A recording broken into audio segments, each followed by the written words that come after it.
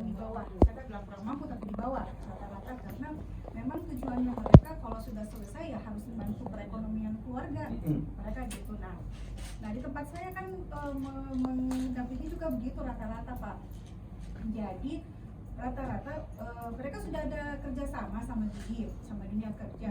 Hanya saja mereka ini merasa kalau masuk di situ gajinya kurang, dia bilang gitu. Jadi akhirnya si Dudi ini tidak mau terima mereka lagi Pak. Jadi mungkin itu salah satunya. Kalau yang di tempat saya sekolahnya bagus Pak, luar biasa. Mereka itu salah satu sekolah terbaik untuk SMK. Kepala sekolahnya juga itu salah satu kepala sekolah yang maksudnya punya punya nama gitu ke Kepseknya. Nah ya masalahnya yang itu Pak, harus itu mereka itu harus ada masalah sama dirinya. Itu aja Pak. Iya. Surhatnya. Terima kasih Bu. Saya pun juga bisa melihat itu Bu. Jadi kembali lagi dengan pertanyaan Ibu mengingatkan saya bahwa yang kita lakukan juga dengan mereka, apalagi mereka bertransformasi, bagaimana caranya mereka merubah image orang lain terhadap SMK, mutu SMK, mutu intake-nya sama yang keluarannya gitu loh, ya kan? Nah itu yang perlu. Menurut saya mereka juga harus punya suatu strategi gimana membuat personal brandingnya mereka tuh muncul ke atas. Dudi kan Ibu udah ngomong Dudi kan? Nah jadi menurut saya juga perlu untuk dipikirkan. Ya memang sih kita benerin ini, tapi kembali lagi kan, yang dilihat kan artinya serapan pasar, ya kan? Saya juga concern tuh yang mengenai itu, karena menurut saya bukan saya nggak setuju dengan S1, S2, S3 dan seterusnya, setuju saya gitu. Tapi kalau untuk SMK ini mesti kita dudukkan lagi gitu, sebenarnya apa sih sebenarnya yang menjadi permasalahan teknisnya itu, yang tadi tuh yang mengenai kurikulum lah dan segala macam. Tapi sebenarnya ya kalau Ibu mau gali, Bapak mau gali, banyak sekali aspek yang non teknis itu muncul di situ. Contohnya orang kalau udah, kamu sekolah di mana? Malu banget kalau dia bilang saya SMK Bunga. Kayaknya itu kayak gimana gitu orang lihat.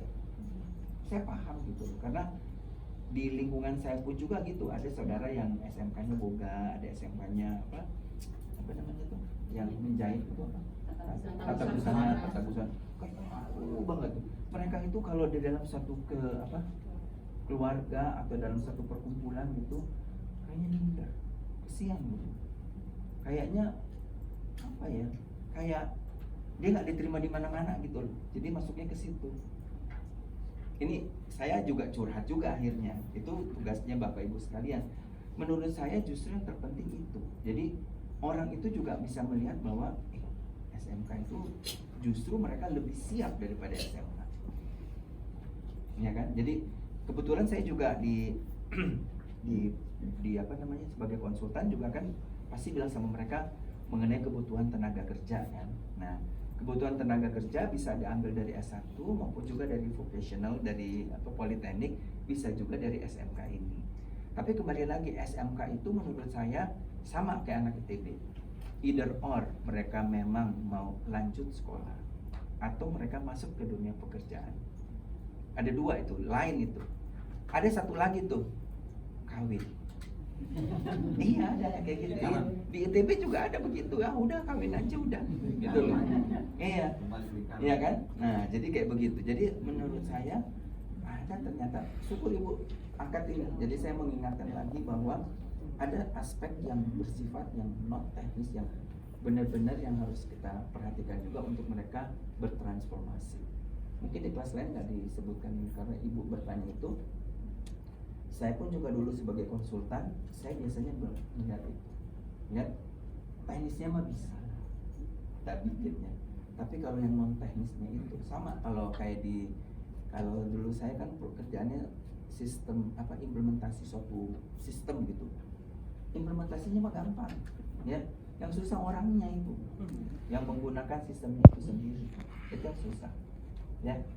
Oke.